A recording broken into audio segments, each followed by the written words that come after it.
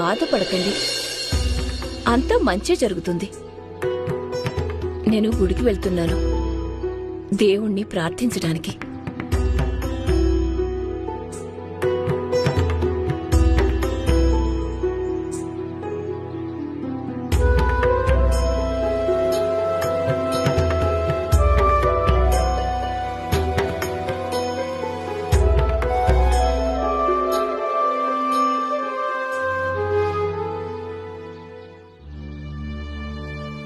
ఈ చోటేదో బాగా తెలిసినట్టుగానే అనిపిస్తోంది.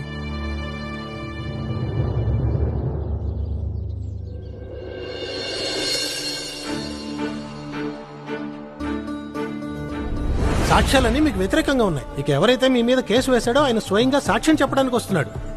ఇక తప్పించుకోవడం అసాధ్యం. మేము మా అబ్బాయి పెళ్లి మీ అమ్మాయితో చేయటం ఇష్టం లేదు. మీరు మీ అమ్మాయి కోసం ఎవరైనా వేరే కుర్రాడిని వెతుక్కోండి.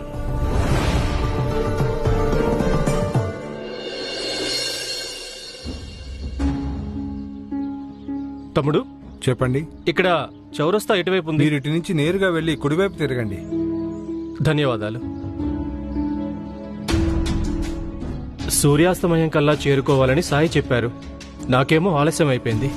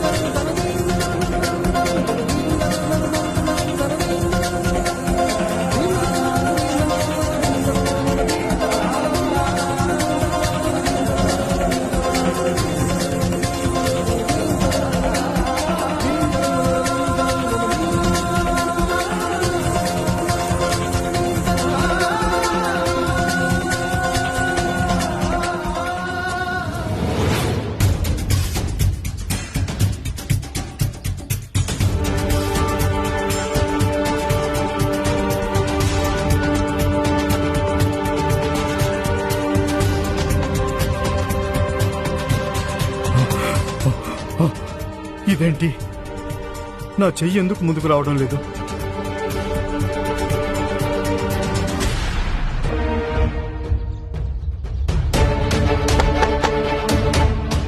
ఎవరైనా ఉన్నారా?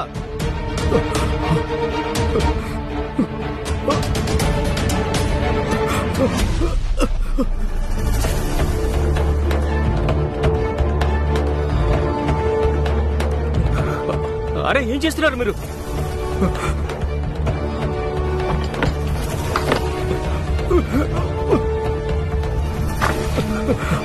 దాన్ని వదిలేయండి, పడేయండి. మీకే చెప్పేది వదలండి.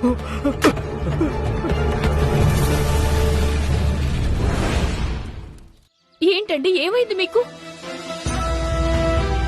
ఈయన ఆత్మహత్య చేసుకోవడానికి ప్రయత్నం చేశాడు. అయ్యో భగవంతుడా!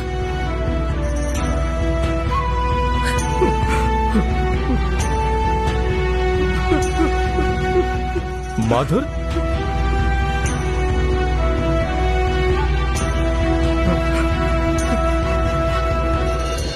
మాధవ్. మాధుర్, చాన్నాళ్ల తర్వాత కలిసాం.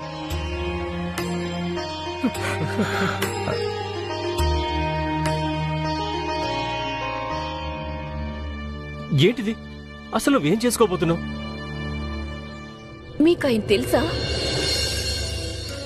అవును వదినా, మేమిద్దరం చిన్ననాటి స్నేహితులం, చాలా మంచి స్నేహితులం. చాలా కాలం అయిపోయింది కలుసుకొని. మాధుర్, అసలు ఇంతకీ ఏం జరిగిందిరా? నువ్వు ఎందుకు అలా చేసావు? కారణం ఏంటి? అసలు ఇలాంటి పరిస్థితి ఎందుకు వచ్చింది నీకు? మాధవ్, తను నా కూతురు. తనకి కొద్ది రోజుల ముందు నిశ్చితార్థమైంది. కాని నిన్న తన పెళ్లి చెడిపోయింది. నాది ఉద్యోగం పోయింది. నా మీద ఎవరో దొంగతనం నేరం మోపారు. నా మీద కేసు నడుస్తుంది. మాధవ్, నువ్వు నన్నెందుకు కాపాడావురా? నాకు బతికే అర్హత లేదురా.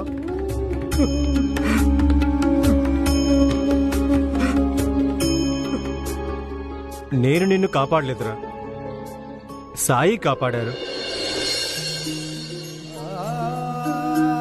మా షిరిడీ సాయిబాబా. నీ దగ్గరికి ఆయనే నన్ను పంపించారు. ఆయనే చెప్పారు ఈ చిరునామాకి తొందరగా వెళ్ళమని. ఎవరికో నా అవసరం ఉందని. నాకు ఇప్పుడు అర్థమవుతుంది దీని వెనక సాయి ఉద్దేశం ఏమిటో. నా చేయిని కోసుకోవడానికి నేనెప్పటి నుంచో ప్రయత్నిస్తున్నాను. కానీ నా చేతులు కదలనే లేదు. అది ఎలా అనిపించిందంటే నాకు ఎవరో తాడుతో నా చేతుల్ని లాగుతున్నట్టుగా.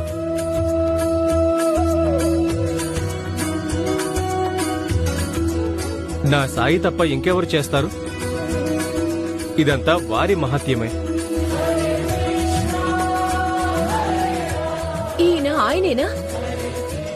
భుజానికి జోలే, తెల్లటి దుస్తులు ధరిస్తారు, చేతిలో పట్టకారు. ఆయనేనా?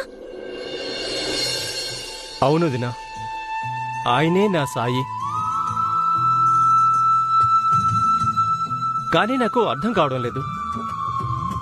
సాయి ఎక్కడున్నా తన మహిమతో మాధుర్ని రక్షించగలరు. మరి ఆయన నన్నెక్కడికి ఎందుకు పంపించారు? వారిక్కడికి కూడా వచ్చారు. ఆయన నాకు ఈయనకి తోడుగా ఉండమని చెప్పారు. ఈయన్ని కనిపెట్టుకుని ఉండమని చెప్పారు. ఇంకా ఏమీ దిక్కు తోచినప్పుడు ఈయన్ని తీసుకుని షిరిడీ రమ్మని చెప్పారు. వారు ఈయన్ని కూడా కలిశారు. ఈయన్ని కూడా షిరిడీ రమ్మని చెప్పారు. అయితే సాయికి తెలుసన్నమాట మనమిద్దరం పాత మిత్రులమని. అందుకే సాయి ఇక్కడికి నన్ను పంపించారు, మీ అందరినీ షిరిడీ తీసుకెళ్లడం కోసం.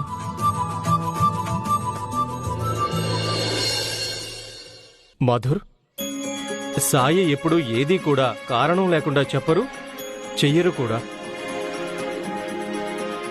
ఒకవేళ వారు నీకు షిరిడీ రమ్మని చెప్పారు అంటే దానిలో నీ మేలే ఉంటుంది.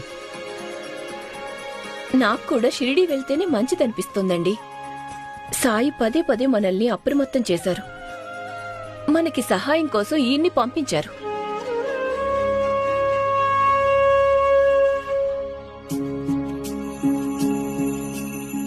మాధవ్, అందరినీ వెంట తీసుకొని రావడానికి నా దగ్గర డబ్బులు లేవు. అలా అని వీళ్ళని ఒంటరిగా వదిలేసి రాలేను. ఈ లోకం వదిలి వెళ్లిపోవడానికే సిద్ధపడ్డావుగా మరి. కొన్ని రోజులు షిరిడీ వచ్చి ఉండలేవా? నా మాట విను, అంతా మంచే జరుగుతుంది.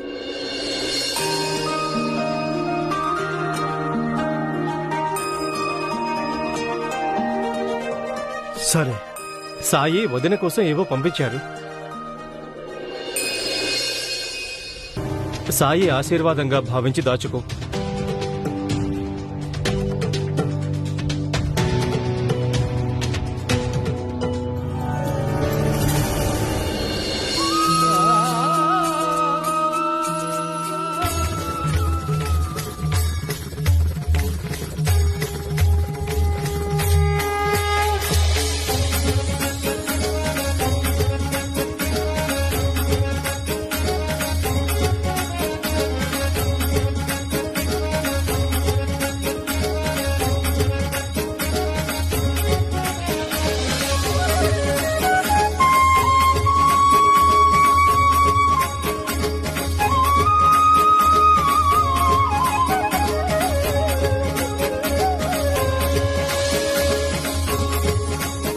నా సాయి మహిమ ఇప్పుడు కూడా నువ్వు అర్థం చేసుకోలేదా? నువ్వు ఇక్కడ లేనప్పుడు నీ కుటుంబానికి ఎటువంటి ఇబ్బంది కలగకూడదని అందుకే ధాన్యాన్ని కూడా ఏర్పాటు చేసి పంపారు. ఇప్పుడు నువ్వు నిశ్చింతగా నాతో రావచ్చు.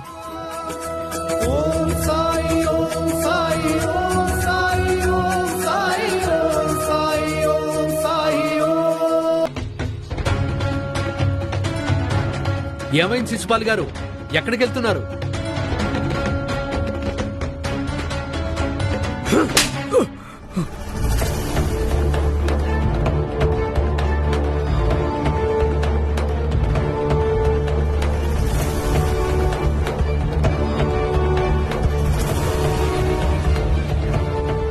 అలా చేయకండి. నేను ఈ రైలు బండిలో ప్రయాణం చేయటం చాలా అవసరం టీసీ గారు.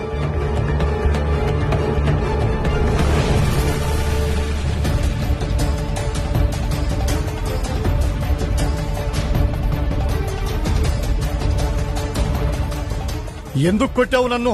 నువ్వు ఘోర పాపం చేశావు, దానికి శిక్ష ఇది. పిచ్చోడివా నువ్వు? ఎవరు నువ్వు? నన్ను మర్చిపోయావా టీసీ బాబు? కానీ నేను మాత్రం నిన్ను జీవితాంతం మర్చిపోను. ఎందుకంటే నువ్వే ఆ దుర్మార్గుడివి. నీ కారణంగానే నా కుటుంబం మొత్తం నాకు దూరమైంది. సర్వం కోల్పోయాను నేను కేవలం నీ కారణంగా. నువ్వు మనిషివి కాదు, రాక్షసుడివి, పెద్ద రాక్షసుడివి. నువ్విక్కడే ఉంటే నేను నిన్ను చంపేస్తాను. వెళ్ళిపో ఇక్కడి నుంచి. ఎందుకు వచ్చావు ఇక్కడికి? ఎవరు రమ్మన్నారు నిన్ను? వెళ్ళిపో ఇక్కడి నుంచి. శిశుపాల్ గారు శాంతించండి. అసలు ఏమైంది మీకు? మిమ్మల్ని మీరు నిగ్రహించుకోండి. చెప్పు, ఎవరు రమ్మన్నారు నిన్ను? అతన్ని నేనే రమ్మన్నా.